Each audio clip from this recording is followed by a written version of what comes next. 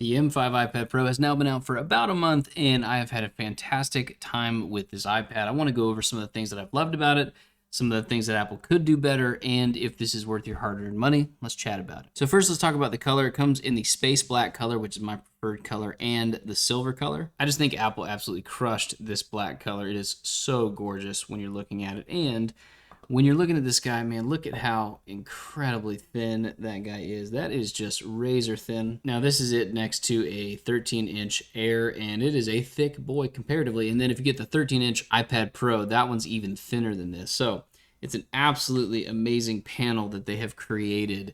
The good news is inside of this, there's a spine that goes down it. It's very rigid. You're not going to bend your iPad. And just overall, it feels like an absolute tank. I love the fact that they built something that's so solid and yet so thin. You get a few speakers on the top, and then on the bottom side, you got your USB-C port that is Thunderbolt. And then you also have two more speaker grills here. Overall, this iPad does sound really great when you're listening to it. It's hard to tell through YouTube, so I'm not going to do a test on it. Just know that it sounds solid. Next, let's talk about the screen on this. This is like the most beautiful screen that I've ever seen on any device ever in my entire life, and I've used a lot of Apple products.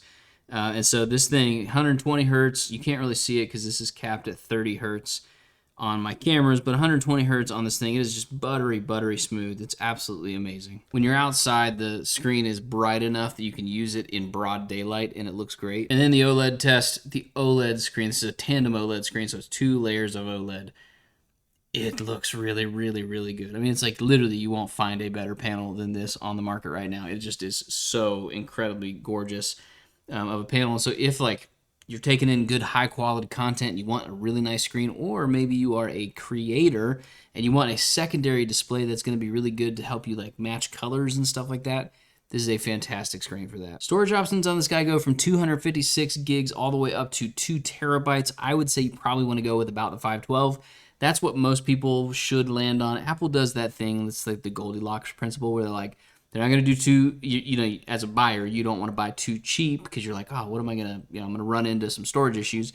You're also not going to go super high because that's crazy. And they want you to land somewhere in the middle. So 512, I think, is like the sweet spot of the amount of storage you're going to get with a great device. It's going to last you a long time. Now, this iPad Pro is 444 grams. That's not super heavy. If you do the 13-inch, it's 1.28 pounds. That's 579 grams. I've got it on screen right next to me. This thing is light enough that when it's in your backpack, you don't even notice that it's there, even once you put in the Magic Keyboard. The Magic Keyboard is a great accessory. It does pretty much double the weight of it, which you need to know about if you're going to be purchasing this. So I wouldn't personally recommend getting this and the Magic Keyboard if you're also always going to be carrying around a laptop. That's just kind of overkill, especially with this next part. iOS 26 gives you a very, very Mac-like experience. The fact that you can have different apps open at one time, so like this, I can have my sermon on one side and some like, I don't know, a YouTube video if I wanted to have it open. It's just absolutely crazy what you can do nowadays where an iPad is no longer just a device to, watch stuff on, but you can actually produce stuff because of the multi-windows. And that's even better when you plug it into a screen, an external monitor. You get all that functionality. It's absolutely amazing. So you don't need I don't think you really need a Mac and a an iPad anymore. I think it's like nice to have, but you don't have to do it. I would just definitely not carry both in a backpack with the Magic Keyboard at one time. And with your iPad Pro, you are going to need a nice case. Thank you, Zugu, for sponsoring today's video. Let's talk about them. This is the brand new sand case from Zugu. It is an absolutely premium feeling case, and it's got so much protection built in. Let's talk about it. Now, one thing I love about this case, it does have the automatic wake and sleep function. There's been a lot of times where I put my iPad in my backpack, and I didn't realize that a case I had didn't have that. And so, you take it out, and all of a sudden your iPad's dead. This one has that protection built in. And then another main thing you look for in an iPad is the protection. This has a PC and a TPU shell, so your iPad is going to be protected. Now, when you drop an iPad, normally you drop it on a corner. These corners, they are protected. They are reinforced so that even if you drop your iPad, it's going to be safe. Next, I want to talk about the vents on this iPad. This iPad is very powerful with the M5 chip. It is so helpful to have these vents in the back so that your iPad can actually get air. Now with the M5, you can do all sorts of video editing, all that. This is going to help keep your iPad safe by keeping it cool. And then on the other side, what I love is on this side, it has a permanent place for your Apple Pencil, which is so incredibly helpful. For me, I lose my Apple Pencil constantly when it's in my backpack. I've got a GoRuck backpack. I throw it in there, it falls around. I don't know where it's at. But with this, it stays in place always, and I can always find it. And then on top of that, you can take it out of that back case, throw it into the top, and then it will charge for you. You can use it while you're using your iPad. It'll charge nonstop. So if you're an artist, this is going to definitely be a great case for you. So here's what makes the Zugu case so versatile for you is when you swing it around like this, and then you've got 8 different positions that you can put your iPad in, and it's magnetic. So when you shake it around, it's not like it comes undone or you lose your positioning. It's always going to be sturdy right there. And it's really strong, so it doesn't matter how much pressure you put on your iPad, it's not going to be all wobbly. So for artists or for people who draw or take notes, man, that's awesome. So huge thank you to Zugu for sponsoring today's video. I appreciate them. They've been amazing to work with. I highly recommend getting this Sand Zugu case. It's brand new. They also have a few new cases, so go check those out. But man, as somebody who uses an iPad all the time, I found this so helpful. So go ahead and pick yours up in the link down in the description below. Thank you, Zugu. Let's get back into the video. Next, very briefly, let's talk accessories. This is the Apple Pencil. Come on, baby, the Apple Pencil Pro right here. The Apple Pencil Pro is a really incredible device. I mean, I'm talking like 0 lag when you're doing anything on it. It is absolutely amazing. It does have the squeeze functionality where it brings up a menu so you can use it, and you know, it's just like amazing to have the different context you need for being an artist. I'm, however, not an artist, and so the Apple Pencil Pro to me is a really awesome tool for people who can use it, but I'm not one of those people, so I almost never put my Apple Pencil Pro in my backpack. I do put it in my Zugu case and just kind of leave it in there, which is great. But I always have this next one on me, and that is the Magic Keyboard. I love this thing. I love how easy it is to just kind of like plop on, take off. It's absolutely gorgeous. The keys sound fantastic. I love this device. The way that, you know, like for me, I use Ulysses a ton. Ulysses to me is just like the absolute best writing app that there is. And so having this writing, I can write so many. I mean, literally, I'll write like 5,000 or 6,000 words a day on this guy, and it's just so great. I write a lot. So if I were you, I would always pick up the Magic Keyboard case. Next, let's talk about the M5 chip. The M5 chip is an absolutely phenomenal chip in an iPad. Here's the thing that I say a lot, though, is that you probably don't need an M5 iPad. The M2 still feels great. The M1 iPad still feels fantastic. I've had an M3 iPad, an M4 iPad, and they all do everything I need without a single hiccup. Now, I'm not editing all my videos on this guy, so maybe if that's you, you'll have a little bit of an issue if you go with older chips.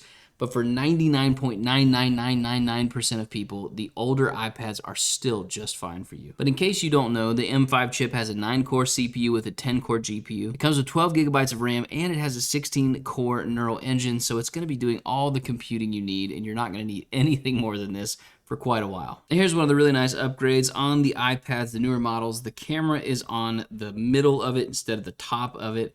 That's a really big deal if you're somebody who does a lot of Zoom meetings and stuff, because when you were looking at old iPads, you used to have to kind of like look to the side, or they would be off to a different direction. It was really weird, but with this new one, having it dead center, especially when it's in the Magic Keyboard, that's super, super helpful. Now, you can get this iPad with wireless or with cell. I've never had an iPad with cell. I just always connect to the hotspot on my phone if I need it, so I don't really think that that's all that necessary, but maybe if you use this a ton out in the field, then I would actually put the money forward for the cell model. That way you can use it wherever you go and you don't need your phone with you all the time. It's nice to have that on a device. Let's talk battery life. This has a really fantastic battery life in this iPad. Here's the coolest thing. When you're looking at iPads, you can put them on, you know, say you're working with it a little bit, put it in your backpack, close it. It can be there for like 5, 6, 7, 8 days and only lose a few percentage. Now, when you are using it, you're going to get a full day out of this no matter what. But I think one of the best features of an iPad is the fact that the standby is just so good. And then it has fast charging, so once you do need to top it off, you can get from 0 to 50% in about 30 minutes. And so I just have to say this, I've never had an issue with battery life on an iPad. I almost don't even think about it. It's that good. Lastly, let's talk prices on these guys. The 11-inch starts at $9.99. The 13-inch is $12.99. I should show you right there, $9.99, $12.99. Now that's very expensive. If you're looking for an iPad, the iPad Pro is going to be just wildly expensive. That's why I don't always suggest people get an iPad and a laptop, because that's so much money. I would just go with one or the other personally. I like the black. Now here's where you're gonna see your like major price differences. If you go for the 512, that is $11.99. That's where I would stick at, is the 512. If you go to 1 terabyte, like I don't really know what kind of work you're doing. If you are doing all your video work and all your like graphic work on this, maybe you would want to go to up to a terabyte of storage. But then you're in complete MacBook Air territory. That's kind of hard to swallow, right? I have only ever gotten the standard glass because to get the nano texture glass, you need to get up to the 1 terabyte model. And so look, like with 1 terabyte, you're spending $15.99, and then $16.99 with the terabyte. It just gets really expensive at that point. So I think the iPad Pro really only makes sense if you're going to stick with the lower models, because it's just so expensive, and as soon as you get up in that price range, you are paying the same price as you would for a MacBook Air. Now, one really good option, this is a great option I think, is if you got an iPad Pro. That way you can use the Apple Pencil, you can use the Magic Keyboard, because I'm serious, like if you buy an Apple or like an iPad Pro and you don't get the Magic Keyboard, I think that's silly, because this is such an incredible tool. It turns this thing into a computer. It's an absolutely amazing thing. So I would get the iPad Pro with the Magic Keyboard, and then I would get like an M2 Mac Mini. Something that if you need to do some extra computing, it's got it. You know, maybe you go up to the M4 Mac Mini, and that, you know, the little tiny little square guy, it's a real, I've got one in my living room. It's an incredible computer. But then you've got a, you know, workstation for home if you need it, and you've got a really mobile setup to go out and about.